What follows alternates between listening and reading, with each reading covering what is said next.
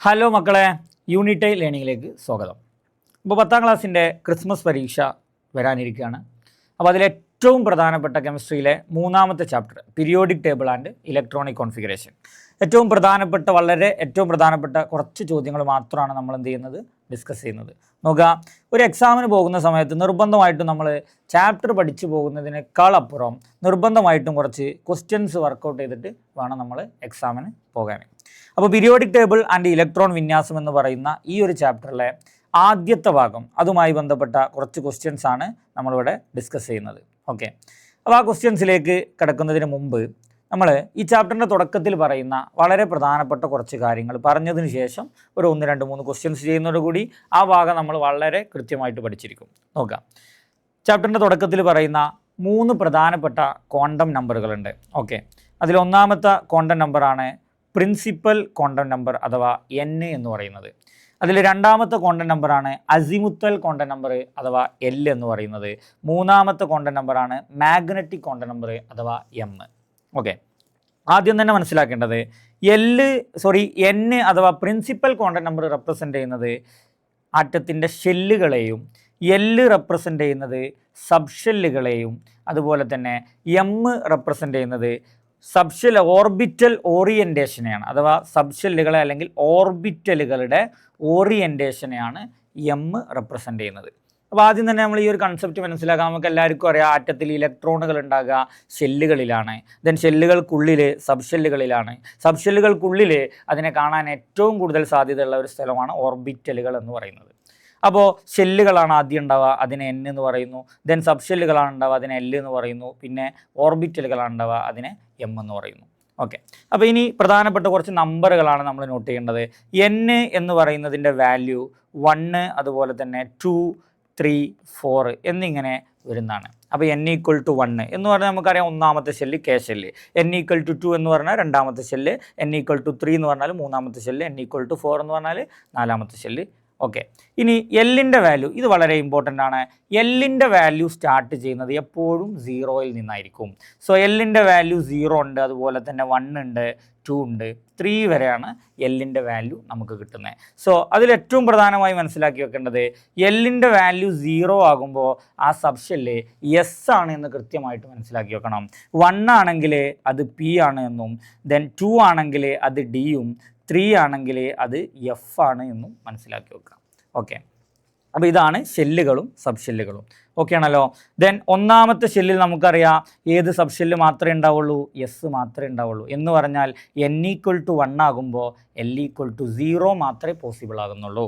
നമുക്കറിയാം മൂന്നാമത്തെ ഷെല്ലിൽ എസ് എന്ന് പറയുന്ന സബ് ഷെല്ലും, P എന്ന് പറയുന്ന സബ് ഷെല്ലും, D എന്ന് പറയുന്ന സബ് ഷെല്ലും ഉണ്ടാവും. ഓക്കെ, അപ്പോൾ നമുക്ക് N = 3 എന്ന് പറയുമ്പോൾ L = 0 ഉണ്ടാകും, അതുപോലെ തന്നെ 1 ഉണ്ട്, 2 ഉണ്ട്, പക്ഷേ 3 പോസിബിൾ അല്ല. ഓക്കെ, അതും കൂട്ടത്തിൽ മനസ്സിലാക്കി വെക്കുക. ഇനി M അഥവാ മാഗ്നറ്റിക് ക്വാണ്ടം നമ്പർ ഓർബിറ്റൽ ഓറിയൻറ്റേഷനെയാണ് റെപ്രസെൻ്റ് ചെയ്യുന്നത്. എന്ന് പറഞ്ഞാൽ അതിൽ കൃത്യമായിട്ട് മനസ്സിലാക്കി വെക്കേണ്ടത്, എത്ര ഓർബിറ്റലുകൾ അല്ലെങ്കിൽ എത്ര ഓറിയൻറ്റേഷനുകൾ സാധ്യമാണ് എന്ന് പറഞ്ഞാൽ അത് കണ്ടെത്താനുള്ള ഒരു ഇക്വേഷനായിട്ട് 2L + 1 എന്നൊക്കെ പറയുന്നുണ്ട്. നിങ്ങൾ വളരെ കൃത്യമായിട്ട് മനസ്സിലാക്കി പഠിച്ചു വെക്കേണ്ടത് ഇതാണ്. എസ് എന്ന് പറയുന്ന സബ്ഷെല്ലിന് 1 ഓർബിറ്റലും, P എന്ന് പറയുന്ന സബ്ഷെല്ലിന് 3 ഓർബിറ്റലും, D എന്ന് പറയുന്ന സബ്ഷെല്ലിന് 5 ഓർബിറ്റലും, F എന്ന് പറയുന്ന സബ്ഷെല്ലിന് 7 ഓർബിറ്റലുകളുമാണ് ഉണ്ടാവുക. ഓക്കെ, ഇതിങ്ങനെ പഠിച്ചു വെക്കുക. ദെൻ നമുക്കറിയാം ഒരു ഓർബിറ്റലിൽ പരമാവധി ഉൾക്കൊള്ളുന്ന ഇലക്ട്രോണുകളുടെ എണ്ണം 2 ഇലക്ട്രോണുകളാണ് ഒരു ഓർബിറ്റലിൽ ഉണ്ടാവുക. അപ്പോൾ നമുക്കറിയാം എസ്സിനാകെ ഒരു ഓർബിറ്റലേ ഉള്ളൂ, അതിലാകെ 2 ഇലക്ട്രോണുകളെ അക്കോമഡേറ്റ് ചെയ്യാൻ പറ്റുള്ളൂ. അപ്പോൾ എസ്സിൽ ഉൾക്കൊള്ളുന്ന മാക്സിമം ഇലക്ട്രോണുകൾ നമ്മൾ പഠിച്ചിട്ടുണ്ട് 2 എണ്ണം, Pയിൽ നമ്മൾ പഠിച്ചിട്ടുണ്ട് 6 എണ്ണം, Dയിൽ 10 ഇലക്ട്രോണുകൾ, Fയിൽ 14 ഇലക്ട്രോണുകൾ. ഇത് ഇലക്ട്രോണുകളുടെ എണ്ണവും ഇത് ഓർബിറ്റലുകളുടെ എണ്ണവുമാണ്. അത് കൃത്യമായിട്ട് മനസ്സിലാക്കി വെക്കുക. ഇനി അതിൽ കൺഫ്യൂഷൻ വരേണ്ട ആവശ്യമില്ല. എസ്സിലുള്ള ഇലക്ട്രോണുകൾ 2, Pയിലുള്ള ഇലക്ട്രോണുകൾ 6, Dയിലുള്ള ഇലക്ട്രോണുകൾ 10, Fയിലുള്ള ഇലക്ട്രോണുകൾ 14. ഇനി ഓർബിറ്റലിൻ്റെ എണ്ണോ അല്ലെങ്കിൽ ഓറിയൻറ്റേഷൻ്റെ എണ്ണമാണ് ചോദിക്കുന്നതെങ്കിൽ നിർബന്ധമായിട്ട് ഇങ്ങനെ തന്നെ പഠിച്ചു വെക്കുക. ഇലക്ട്രോണുകളുടെ എണ്ണം എത്രയാണോ അതിൻ്റെ പകുതിയാണ് ഓർബിറ്റലുകളുടെ അല്ലെങ്കിൽ ഓറിയൻറ്റേഷൻ്റെ എണ്ണം ഉണ്ടാവുക. Fന് 14 ഇലക്ട്രോണുകൾ അക്കോമഡേറ്റ് ചെയ്യാൻ പറ്റുമല്ലോ. സോ Fന് ഉണ്ടാവുന്ന ഓർബിറ്റലുകളുടെ എണ്ണം അല്ലെങ്കിൽ ഓറിയൻറ്റേഷനുകളുടെ എണ്ണം 7 ആയിരിക്കും. ഓക്കെ, 14ൻ്റെ നേരെ പകുതി. അപ്പോൾ അത് കൃത്യമായിട്ട് പഠിച്ചു വെക്കാം. ഈ ഒരു കണ്ടൻറ്റ് വെച്ചിട്ട് നമുക്ക് കുറച്ച് ക്വസ്റ്റ്യൻസ് ഒന്ന് വർക്കൗട്ട് ചെയ്ത് നോക്കാം. ഓക്കെ, അപ്പോൾ ഒന്നാമത്തെ ക്വസ്റ്റ്യന് ഒന്ന് ശ്രദ്ധിക്കുക. ഒന്നാമത്തെ question ready. A subshell has N n value 3 and L value 2. നോക്കുക, ഒരു സബ്ഷെൽ ഇവിടെ തന്നിട്ടുണ്ട്. അതിൻ്റെ n-ൻ്റെ വാല്യൂ 3 ആണ് എന്നും n-ൻ്റെ മൂല്യം 3 ആണ്, അതുപോലെ L-ൻ്റെ മൂല്യം 2 ആണ്. ആദ്യത്തെ ചോദ്യം വളരെ സിമ്പിളാണ്. ഈ സബ്ഷെല്ലിനെ എങ്ങനെ റെപ്രസെൻറ്റ് ചെയ്യും, എങ്ങനെയാണ് ഇതിനെ പ്രതിനിധീകരിക്കുന്നത്? അപ്പോൾ നോക്കുക, ഒന്നാമത്തെ നമുക്കറിയാം n-ൻ്റെ വാല്യൂ 3 എന്ന് പറഞ്ഞാൽ അതിൻ്റെ അർത്ഥം അത് മൂന്നാമത്തെ ഷെല്ലിലാണ് എന്നാണ്. മൂന്നാമത്തെ ഷെല്ലിൽ L-ൻ്റെ വാല്യൂ 2 ആണ് എന്ന് പറഞ്ഞു കഴിഞ്ഞാൽ നേരത്തെ നമ്മൾ പറഞ്ഞല്ലോ, ഇതാ L-ൻ്റെ വാല്യൂ 2 ആകുന്ന സമയത്ത് അത് ഏത് സബ്ഷെല്ലാണ്? D ആണ്. അപ്പോൾ നമുക്ക് ആ 3യുടെ കൂടെ എന്തിനെഴുതാം? D എന്ന് എഴുതാം. റെഡി. അപ്പോൾ ഏതാണ് ആ സബ്ഷെല്ല് എന്ന് കിട്ടി. ഏതാണ് ആ സബ്ഷെല്ല്? 3D സബ്ഷെല്ലാണ് എന്ന് കിട്ടി. ഓക്കെ, ഇനി വളരെ സിമ്പിളായിട്ടുള്ള മറ്റൊരു ക്വസ്റ്റ്യൻ ആണ്. നോക്കി, what is the maximum number of electron that can be accommodated in the subshell എന്ന് പറഞ്ഞാൽ ഈ സബ്ഷെല്ലിൽ ഓക്കെ D എന്ന് പറയുന്ന അല്ലെങ്കിൽ 3D എന്ന് പറയുന്ന ഈ സബ്ഷെല്ലിൽ ഉൾക്കൊള്ളുന്ന പരമാവധി ഇലക്ട്രോണുകളുടെ എണ്ണം, അത് നമ്മൾ നേരത്തെ അവിടെ പറഞ്ഞല്ലോ, Dയിൽ അക്കോമഡേറ്റ് ചെയ്യാൻ പറ്റുന്ന ഇലക്ട്രോണുകളുടെ എണ്ണം എത്രയാണ്? Dയിൽ അക്കോമഡേറ്റ് ചെയ്യുന്ന ഇലക്ട്രോണുകളുടെ എണ്ണം 10. അതാണ് രണ്ടാമത്തെ ആൻസർ. ഇനി നോക്കുക, how many orientations R possible for this orbitals of the subshell? നോക്കുക, ഈ സബ്ഷെല്ലിൻ്റെ ഓർബിറ്റലുകൾക്ക് എത്ര ഓറിയൻറ്റേഷനുകൾ സാധ്യമാണ്? അത് നമ്മൾ പറഞ്ഞു, ഓറിയൻറ്റേഷനുകൾ D ആണല്ലോ. D എന്ന് പറയുന്നതിൽ 10 ഇലക്ട്രോണുകളെ അക്കോമഡേറ്റ് ചെയ്യാൻ പറ്റും. അപ്പോൾ അതിൻ്റെ ഓറിയൻറ്റേഷനുകൾ നേരത്തെ പറഞ്ഞു, അതിൻ്റെ നേരെ പകുതി. അതിന് എത്ര ഓറിയൻറ്റേഷനുകളാണ് ഉണ്ടാവുക? 5 ഓറിയൻറ്റേഷനുകളാണ് ഉണ്ടാവുക. അപ്പോൾ വളരെ ഇമ്പോർട്ടൻ്റ് ആയിട്ടുള്ള, വളരെ ഈസി ആയിട്ടുള്ള പ്രിൻസിപ്പൽ കോണ്ടൺ നമ്പറും മാഗ്നറ്റിക് കോണ്ടൺ നമ്പറും അസിമുത്തൽ കോണ്ടൺ നമ്പറും കൃത്യമായിട്ട് പഠിച്ചാൽ വളരെ ഈസി ആയിട്ട് കിട്ടാവുന്ന ഒരു 3 മാർക്കിൻ്റെ ചോദ്യമാണ് ഇപ്പോൾ നമ്മൾ ചെയ്തിട്ടുള്ളത്. റെഡി. ഇനി ഇതേപോലെ തന്നെ മറ്റൊരു ക്വസ്റ്റ്യൻ ഒന്ന് നോക്കുക. വളരെ ഈസി ആയിട്ടുള്ള മറ്റൊരു ക്വസ്റ്റ്യൻ ഒന്ന് നോക്കാം. റെഡി. ഇവിടെ orbitals and subshells are associated with certain Condon number. നമ്മൾ നേരത്തെ പറഞ്ഞ പോലെ തന്നെ ഓർബിറ്റലുകളും സബ്ഷെല്ലുകളൊക്കെ ചില ക്വാണ്ടം നമ്പറുകളുമായിട്ട്, സംഖ്യകളുമായി ബന്ധപ്പെട്ടതാണ്. ഇവിടെ പ്രധാനമായിട്ടും പറയുന്നത് 3p4s. ഇങ്ങനെ 2 സബ്ഷെല്ലുകൾ തന്നിട്ട് അതിൻ്റെ n+L വാല്യൂ ആണ് കാൽക്കുലേറ്റ് ചെയ്യാൻ പറഞ്ഞിട്ടുള്ളത്. ശ്രദ്ധിക്കുക, 3p അതുപോലെ തന്നെ 4s, ഈ 2 സബ്ഷെല്ലുകൾ ശ്രദ്ധിക്കട്ടോ. 3p ഉണ്ട്, 4s ഉണ്ട്. ഇതിൻ്റെ രണ്ടിൻ്റെയും n+L വാല്യൂ കാൽക്കുലേറ്റ് ചെയ്യാൻ പറഞ്ഞിട്ടുണ്ട്. ഓക്കെ, അപ്പോൾ ആദ്യം നമ്മൾ n-ൻ്റെ വാല്യൂ എത്ര എന്ന്, അതുപോലെ തന്നെ L-ൻ്റെ വാല്യൂ എത്ര എന്നുള്ള ഇത് രണ്ടും എന്ത് ചെയ്യണം? കാൽക്കുലേറ്റ് ചെയ്ത് കണ്ടെത്തണം. ഓക്കെ, അത് നമ്മൾ നേരത്തെ പറഞ്ഞതാണ്. n = എത്രയാണ്? ഇവിടെ n = എത്ര, L = എത്ര എന്ന് കണ്ടുപിടിക്കുക.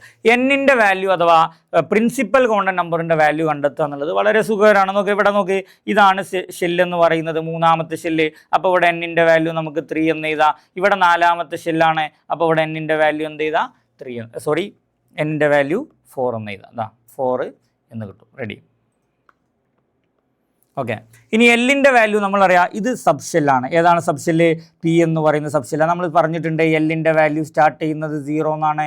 0 ആണെങ്കിൽ S, 1 ആണെങ്കിൽ P ആണ്, 2 ആണെങ്കിൽ D ആണ്, 3 ആണെങ്കിൽ F ആണ്. ഓക്കെ, അപ്പോൾ ഇവിടെ L-ൻ്റെ വാല്യൂ P എന്ന് പറയുന്ന സബ്ഷെല്ല് നോക്കുക. P എന്ന് പറയുന്ന സബ്ഷെല്ലിന് L വാല്യൂ 1 എന്ന് കിട്ടും. ഓക്കെ, ഇവിടെ S ആണ്. S-ൻ്റെ L വാല്യൂ നമുക്ക് എന്ത് കിട്ടും? 0 എന്നും കിട്ടും. ഓക്കെ, ഇനി നമുക്ക് കാണേണ്ടത് എന്താണ്?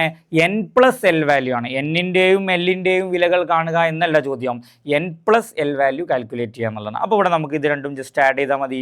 n-ഉം L-ഉം ആഡ് ചെയ്യുന്നതോടുകൂടി ഇവിടെ എന്ത് കിട്ടുന്നു? 4 കിട്ടുന്നു. ഇവിടെയും n-ഉം L-ഉം ആഡ് ചെയ്യുന്നതോടുകൂടി 4 കിട്ടുന്നു. റെഡി. അപ്പോൾ ഇതാണ് ആ ക്വസ്റ്റ്യൻ്റെ ആൻസറായിട്ട് നമുക്ക് കിട്ടുന്നത്. നോക്കുക, n+L വാല്യൂ 3p-യുടേതും 4 എന്ന് കിട്ടി, 4s-ൻ്റേതും എന്തെന്നെ കിട്ടി? 4 എന്ന് കിട്ടി. റെഡി. ഇനി വളരെ പ്രധാനപ്പെട്ട ഒരു ചോദ്യമുണ്ട്, which of them has more energy? 3p ഉണ്ട്, അതുപോലെ തന്നെ 4s ഉണ്ട്. ഇതിലേതിനാണ് കൂടുതൽ ഊർജ്ജമുള്ളത്? അത് വളരെ പ്രധാനപ്പെട്ട ചോദ്യമാണ്. 3p ഉണ്ട്, 4s ഉണ്ട്. ആർക്കാണ് ഊർജ്ജം കൂടുതൽ എന്നുള്ളത്? ഊർജ്ജം കൂടുതൽ ആർക്കാണ് എന്ന് ചോദിച്ചാൽ വളരെ ഇമ്പോർട്ടൻ്റ് ആയിട്ട് ഇതാ ഇപ്പം നമ്മൾ കണ്ട n+L വാല്യൂ കാണാം. n+L വാല്യൂ കണ്ടിട്ട് ഈ n+L വാല്യൂ ആർക്കാണോ കൂടുതലുള്ളത് അയാൾക്കായിരിക്കും ഊർജ്ജം എന്തുണ്ടാവുക? കൂടുതലുണ്ടാവുക. ഇതാണ് ആദ്യം പഠിക്കേണ്ട സാധനം. n+L വാല്യൂ ഏറ്റവും കൂടുതലുള്ള ആൾക്ക് എനർജി എന്തായിരിക്കും, അഥവാ ഊർജ്ജം എന്തായിരിക്കും? കൂടുതലായിരിക്കും. ഓക്കെ, അപ്പോൾ ഇവിടെ നോക്കി, n+L വാല്യൂ 4, ഇവിടെയും എൻ പ്ലസ് എൽ വാല്യൂ എന്താണ് 4 പക്ഷെ ഇവിടെ ഒരു പ്രശ്നമുണ്ട്, രണ്ടാളുടെ എൻ പ്ലസ് എൽ വാല്യൂ എന്താണ് സെയിം ആണ്. അങ്ങനെ N plus l value same ആണെങ്കിൽ അത് രണ്ടാമത്തെ പോയിന്റ് പഠിച്ചു വെക്കണം.